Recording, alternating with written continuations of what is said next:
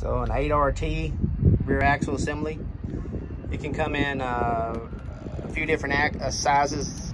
Right now, the only thing that comes to mind is the 120 and the 160. This one here is spread out to 160.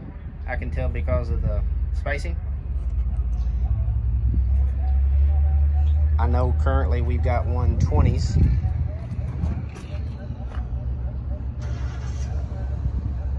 So that comes with main housing, ring gear, outer cover, all the guts, and the shaft.